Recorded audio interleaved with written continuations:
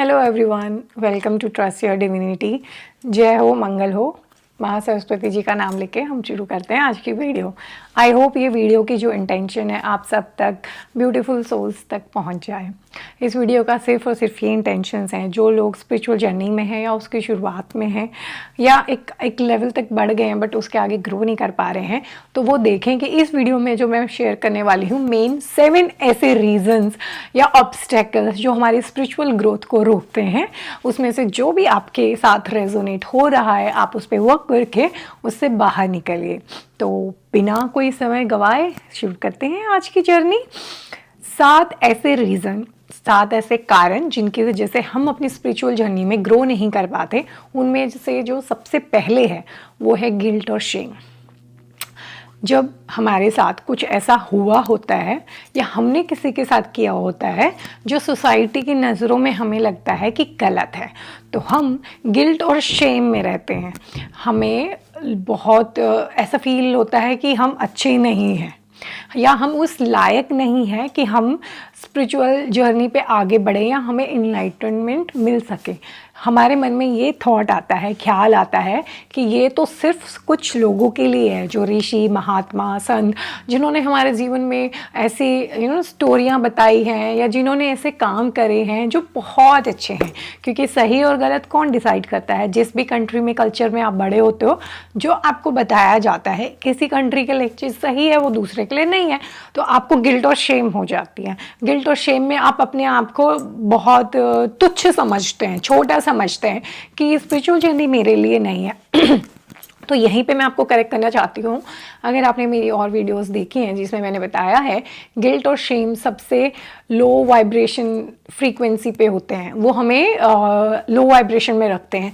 ये हमारे रूट चक्रा और सेक्रल चक्रा को ब्लॉक करते हैं, इम्बैलेंस करते हैं। और जबकि एनलाइटनमेंट कब होता है? जब हमारे सारे चक्रास बैलेंस होते हैं और हमारी कुंडलिनी शक्ति मूलधार रूट चक्र से हमारे सहस्रार तक जाती है। बट जब हम गिल्ट और शेम में रहेंगे तो हम पहले 2 चक्रास पे ही हैं, लो वाइब्रेशन में हैं, तो हम एनलाइटनमेंट कैसे फील करेंगे, कैसे रियलाइज़ करेंगे? तो सबसे पहले जब भी आप स्पिरिचुअल जर्नी की स्टार्टिंग में हैं तो आपको अनुभव होता है क्या चीज़ सही है, क्या गलत है, तो आप गिल्ट और शेम में जाते हो। छोटी छोटी चीज़ें जो आपको नॉर्मल लगती थी, लगता है कि अब पता चलता है कि वो गलत है। तो सबसे पहले ये एक साइन है कि आप एक अच्छी जर्नी पे हो, कि आपको रियलाइज हो रहा है। But at the same time आपको ये समझना पड़ेगा कि जिससे आप डर रहे हो या गिल्ट शेम समझ रहे हो, भगवान आपसे अलग नहीं है। वो बहुत प्योर एनर्जी है ना, आप उसी का अंश हो, तो आप में वो सारी क्वालिटीज़ हैं। तो आपको ये देखना है कि आपको जिस टाइम पे जितना पता था आपने वो किया। If something is wrong then law of karma is there, वो चीज़ आपके पास आएगी, तो अब उसमें गिल्ट में क्यों रहना, राइट? एक बच्चा बचपन में कोई गलती करता है, इसका मतलब ये नहीं है कि हम बड़े होने तक उसको उस चीज़ के लिए बोलते रहेंगे, राइट? तो ऐसे ही आपकी सोल की कॉन्शियसनेस की भी एक जर्नी है। आपकी चेतना पहले कम थी और कई बार आधे से ज़्यादा बार जो चीज़ों को लेके हम गिल्ट और शेम में होते हैं वो उस लायक होती ही नहीं है, वो ट्रू ही नहीं होता। वो हम पे सोसाइटी ने, लोगों ने प्रोजेक्ट किया होता है आपको गिल्टी और शेम फील करा के, फियर में रख के, ताकि वो आपको कंट्रोल कर सके। सो फर्स्ट थिंग जो हमारी स्पिरिचुअल ग्रोथ को रोकती है, गिल्ट और शेम की भावना। If you have done something wrong और अब आपको रियलाइज़ हो रहा है, तो फर्स्ट थिंग आपने रियलाइजेशन कर लिया, उसको ठीक करने के लिए जो कर सकते हैं करें, बट अपने आप को गलत ना समझें। अपने आप के साथ कंपैशन दिखाएं, प्यार दें और समझें कि हाँ अब मुझे अच्छा पता है, आगे मैं ये गलती नहीं करूँगा। और जो हो गई उसकी तो लॉ ऑफ कर्मा तो है ही, तो बट अपने आप को डिवाइन समझना। ये चैनल का नाम है ट्रस्ट योर डिविनिटी, तो आपकी शुरुआत यहाँ से होनी चाहिए कि आप अपनी डिविनिटी पे ट्रस्ट करें कि मैं डिवाइन हूँ। इसी बात पे मुझे एक बहुत प्यारी और सुंदर बात याद आ रही है योगा परमहंस जी की। मैंने उनका एक कोट पढ़ा था जो मेरे दिल को ऐसे छू गया। उसमें ये था कि हम जो लोग हैं ना, हम परमात्मा के बच्चे हैं। हमें ये समझना चाहिए कि जैसे कि डायमंड होता है, उस पर धूल मिट्टी पड़ी हुई है तो हम उसको फेंक नहीं देते, राइट? वो फिर भी डायमंड है, बस पानी से धो लो, वो धूल मिट्टी उतर गई। तो ऐसे ही हम जो इंसान हैं, हमारी जो गलतियाँ हैं वो धूल मिट्टी के समान है, बट हम हैं वही हीरा, हम हैं वही डिवाइन सोल, वो प्योर कॉन्शियसनेस। ये गलतियाँ हमारे धूल मिट्टी की तरह है, और जैसे ही हम अपनी वाइब्रेशन रेज करते हैं, अच्छे कर्म करते हैं, अच्छी इंटेंशन लाते हैं, वो धूल मिट्टी हट जाती है हमारे ऊपर से। तो जो गलत भी हुआ है अगर एक्चुअल में, तो वो भी माफ़ हो जाता है, वो भी, क्योंकि अब आपने रियलाइज़ कर लिया ना, कुछ भी यूनिवर्स में आपको पनिश करने के लिए नहीं है। सॉरी, आई थिंक मैं बहुत ज़्यादा एक्सप्लेन किया ये टॉपिक, क्योंकि मेरे पास बहुत ज़्यादा जो लोग आते हैं वो गिल्ट और शेम में ही होते हैं। Okay, let's discuss the second point. कौन सी ऐसी चीज़ है जो आपकी स्पिरिचुअल ग्रोथ की जर्नी में बाधा बनती है, ऑब्स्टैकल है? Spiritual ego. सो जैसे ही हमारी अवेकनिंग होती है, हम चीज़ें सीखते हैं, सेल्फ को रियलाइज़ कर लेते हैं, बहुत चीज़ों का हमें पता चल जाता है। भी जो भी स्पिरिचुअल हीलिंग में है, उन्हें ऐसे लगता है कि उन्हें लोगों से ज़्यादा पता है, उन्होंने सब सीख लिया है, तो वो चीज़ उनकी स्पिरिचुअल ग्रोथ को रुकती है। क्योंकि आप लाइफ में एक ओपन माइंड से नहीं रहते, हर दिन हर सेकंड हमें नियति प्रकृति कुछ ना कुछ सिखा रही होती है, तो हमें हमेशा ओपन लर्निंग मोड में रहना चाहिए। ईगो नहीं, टाइम टू टाइम हमें चेक करना चाहिए। ये चीज़ हुई है, इवन मेरे साथ भी हुई है, कि इनिशियल फेज में आपको लगता है जैसे आप ये सब चीज़ें जानते हो, एक्सपीरियंस करते हो, अनुभव करते हो, और फिर आपको लगता है कि आप दूसरे लोगों से बेटर हैं, कि इनको तो ये सब चीज़ें पता ही नहीं है, ये तो अपनी लाइफ वेस्ट कर रहे हैं। जो चीज़ आप खुद भी कभी करते थे, एक नॉर्मल लाइफस्टाइल रह रहे हो, उसमें सबको नहीं पता होती। तो इवन ये चीज़ बहुत कॉमन है स्पिरिचुअल कम्युनिटी में, स्पिरिचुअल ईगो आना। जिन लोगों को भी सेल्फ रियलाइजेशन हो जाता है, बस उन्हें लगता है कि अब सब पता है, सब हो गया, बट ऐसा नहीं है। उसके बाद भी कितनी ऐसी चीज़ें हैं कि how this everything works connected. आपने खुद को रियलाइज़ किया है कि आप बॉडी नहीं कॉन्शियसनेस हो, बट उसके अलावा भी कितनी चीज़ें हैं। सो स्पिरिचुअल ईगो से बचना चाहिए। जब भी आपको लगे कि हाँ आप बहुत अच्छे हो, आप बहुत बेटर हो, तो हम कंपैरिजन में जा रहे हैं। कंपैरिजन हमें सेपरेशन में लेके जाता है। और एंड गोल स्पिरिचुअलिटी का क्या है? सेल्फ को रियलाइज़ करना। और जब आप उसको रियलाइज़ करते हो तो you will find yourself. We all are one, we are connected.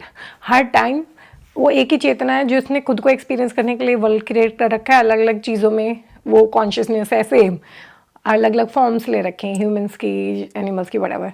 तो जैसे ही हम ये ईगो लाते हैं या सुपीरियरिटी का कॉम्प्लेक्स हो जाता है कि हम दूसरों से बेटर हैं, तो आप क्या जा रहे हो? सेपरेशन में, डुअलिटी में। तो फिर आप अपनी स्पिरिचुअल ग्रोथ को वहीं रोक देते हो। वहाँ पे वो कंपैशन या यूनिटी कॉन्शियसनेस फील नहीं कर पाते। तो जब भी ऐसा कुछ हो, जैसे टेल योरसेल्फ कि सब हर टाइम स्पिरिचुअल हैं ही, जस्ट कि आपने रियलाइज़ कर लिया, बाकियों ने अभी करना है, पर हैं तो वो भी वही चीज़ जो आप हो। सो आप किसी से कम नहीं हो, आप किसी से बेटर नहीं हो। कुछ लोग अभी सो रहे हैं, आप सो के जाग गए हो, पर हो तो ह्यूमन ही। तो ऐसे एग्जाम्पल से आप कुछ भी अपने आप को, जहाँ कंपैरिजन में जाते हो, अपने आप को याद दिलाना है। इसके अलावा थर्ड जो फैक्टर स्पिरिचुअल ग्रोथ को रोकता है, वो है कि आप बहुत नॉलेज ले रहे हो बट उसको अप्लाई नहीं कर रहे। कि आप बहुत वीडियोस देख रहे हो, बहुत कंसेप्ट सीख रहे हो, बुक्स देख रहे हो, आपको बहुत चीज़ें पता चल रहा है कि एनर्जी क्या है, वाइब्रेशन क्या है, कर्मा क्या है। आप सुबह से शाम वीडियो, रील्स सब देख रहे हो, बट उसको अप्लाई नहीं कर रहे हो अपनी लाइफ में। सो वो चीज़ भी आपकी स्पिरिचुअल ग्रोथ और प्रोग्रेस को बहुत ज़्यादा मतलब अफेक्ट करता है, आपकी प्रोग्रेस को रोकता है। तो आपने क्या करना है? आपने एक चीज़ सीखी, अब उसको अप्लाई करना शुरू करो। आपको एक चीज़ का पता चला, अब उसको अपनी डे टू डे लाइफ में अप्लाई करना शुरू करो। फॉर एग्जाम्पल एनर्जी एक्सचेंज है, तो अगर अब आपको पता चल गया फिर भी आप अपना एनर्जी एक्सचेंज बैलेंस नहीं रख रहे हो, आप ये वीडियो देख रहे हो सपोज करो, तो आप मेरी एनर्जी से कनेक्ट कर रहे हो, मैं अपनी एनर्जी शेयर कर रही हूँ, राइट? और आप बदले में कैसे एक्सचेंज कर सकते हो? इस वीडियो को लाइक करके, कमेंट करके, शेयर करके। बट अगर आप वो नहीं कर रहे हो तो आप एनर्जी एक्सचेंज नहीं कर रहे हो। तो मैं अप्रिशिएट करूँगी और ज़्यादा मोटिवेटेड फील करूँगी अगर आप इस चैनल को प्यार देंगे, लाइक कमेंट शेयर देंगे, ताकि ज़्यादा से ज़्यादा लोगों तक पहुँचे और मुझे भी पता चले कि आप देखते हो। अगर आप देख रहे हो कमेंट नहीं करते तो मुझे भी नहीं पता। तो कई बार होता है कि आपको इतने मोटिवेशन नहीं मिलता, बट जब आपको लगता है कि हाँ लोगों को फ़ायदा पहुँच रहा है, उनका क्या इंटरेस्ट है, वो इस चीज़ में डीप जाना चाहते हैं, तो मेरे पास बहुत सारी ऐसी चीज़ें है या नॉलेज है, एक्सपीरियंस है जो मैं शेयर करना चाहूँगी। बस अभी due to some personal reasons मुझे टाइम नहीं मिल पा रहा है, क्योंकि एक वीडियो को क्रिएट करने से पहले मेरा बहुत थॉट प्रोसेस जाता है, सोचना, उनको वर्ड्स में, पॉइंट्स में ऑर्गेनाइज करना, सेटअप लगाना, ऐसे रेडी होना, एडिट करना, फिर उसको अपलोड करना। It takes a lot of time, right. Okay, third point था नॉलेज को अप्लाई करना। आप सिर्फ सुन रहे हो और वेट कर रहे हो कि चीज़ें अपने आप हो जाएंगी। So instead of just taking all the knowledge, आप अपना काम करें, उसके बाद सरेंडर कर दें। सो ऐसे ना करें कि सिर्फ आइडल बैठे हुए।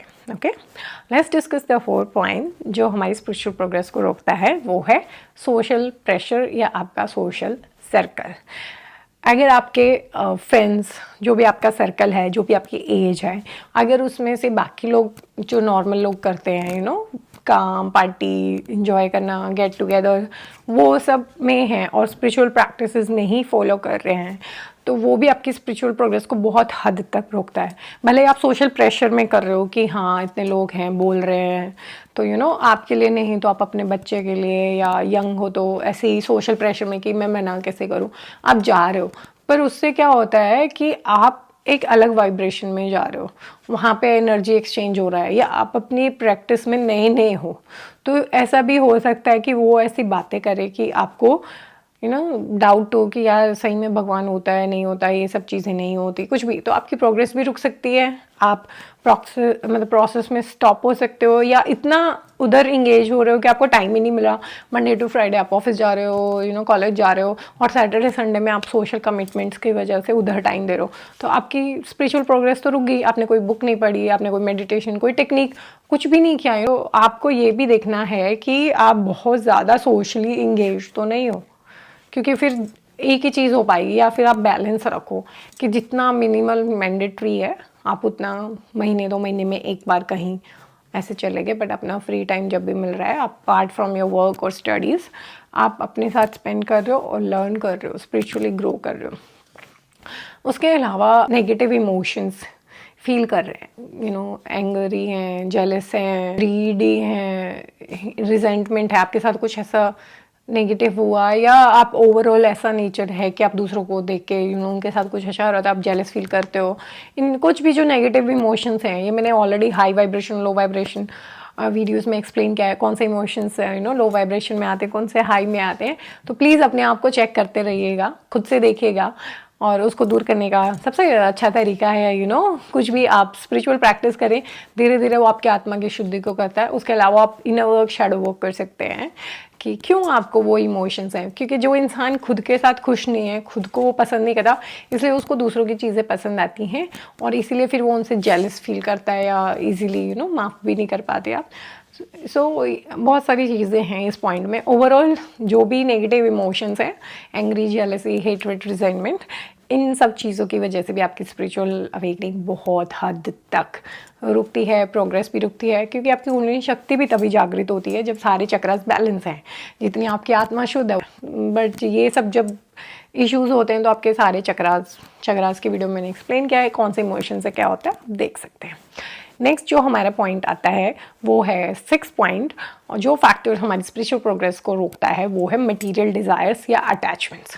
अगर किसी इंसान को बहुत ज़्यादा मटेरियल डिज़ायर्स और अटैचमेंट है कि हाँ मुझे आईफोन ही चाहिए, मुझे ये वाली गाड़ी चाहिए, मुझे तो ये घर चाहिए, मुझे ये करना है, वो करना है, बहुत ज़्यादा है, या लोगों से बहुत अटैचमेंट है तो जितना आप मटीरियली वर्ल्ड में या इस वर्ल्ड के रिश्तों से अटैच होते हों, डिटैच इंसान ऐसा नहीं है प्यार करता है, नहीं है, वो प्यार करता है, but at then he understand law of nature, law of karma, कि हाँ एक इंसान पैदा हुआ वो मरेगा भी, कोई चीज़ है आज है वो कल नहीं भी होगी, चेंज हमेशा लाइफ में चलता रहता है। सो अपने आप को चेक करें कि आप बहुत ज़्यादा मटीरियलिस्टिक डिज़ायर रखते हैं, थोड़ी बहुत इट्स नॉर्मल कि आपका काम आराम से चलता रहे, या इवन सब कुछ है भी। कृष्ण जी, राम जी, वो लोग क्या थे, राजा थे, उनके पास सारे धन वैभव था, फिर भी वो तो क्या स्पिरिचुअल नहीं थे, बट वो अटैच नहीं थे कि हाँ ये चीज़ यूज़ करने की आपने की, बट आप उससे अटैच नहीं हो कि वो चीज़ आपसे चली जाए तो आपको फ़र्क नहीं पड़ना चाहिए। वो कैसे वन में भी गए तो वो अपने महल से अटैच नहीं थे, तो आपके पास भगवान ने आपके अच्छे कर्म रहे हैं तो आपको दिया है, अगर सब कुछ अच्छा, घर, बैंक बैलेंस, गाड़ी, जो भी मटीरियली दुनिया में आप मेजर करते हो, तो उससे अटैच मत रहिए कि कल को आपकी जॉब चली जाए, आपका घर चले जाए, आपकी पैसा जिस भी चीज़ से अटैच हो तो आप पागल हो जाओ, बहुत ज़्यादा दुख में पहुंच जाओ। अटैच मत रहो, चीज़ें हैं इंजॉय करो, नहीं है तो भी ठीक है। लास्ट जो पॉइंट मैं कवर कर रही हूँ वो है पर्सनल ट्रॉमा। अगर किसी इंसान की सिचुएशन ऐसी है कि वो पहले के पास के उसके इमोशंस और ट्रॉमा उसने रिजॉल्व नहीं किया, कुछ भी पेनफुल इंसिडेंट हुए हैं बचपन में, यंग एज में, या जो भी है, अभी तक वो अंदर है, वो दुख उसने सप्रेस किया हुआ है बहुत, या किसी को माफ़ नहीं किया अब तक, तो उसकी वजह से भी क्या होता है कि आप इमोशनली इतने पेन में हो कि आपका माइंड उस स्टेट में नहीं कि आप बैठ के मेडिटेशन कर सको, ध्यान कर सको, शांति से आगे बुक्स अच्छी पढ़ना, जो भी हमारी स्पिरिचुअल जर्नी का पार्ट होता है, एक पीसफुल, आप पीसफुल रह रहे हो, कंपैशन है आपके पास, तो उसके लिए आपको अपने पर्सनल ट्रॉमास को रिजॉल्व करना चाहिए। और ये पर्सनल एक्सपीरियंस है, मैं बोल रही हूँ कि जब तक आप ये नहीं करते ना, आप नहीं ग्रो कर पाते स्पिरिचुअली। जैसे आप उसको रिजॉल्व करें, आप जब खुद काम पीस और उसमें हो, आप अंदर से मन करेगा कि हाँ मैं ये करूँ वो करूँ। अदरवाइज़ अपने इमोशंस में या दुख में, एक इंसान इतना दुखी है कि वो और क्या सोचे, वो हार्डली सरवाइव कर पा रहा है उस सिचुएशन में।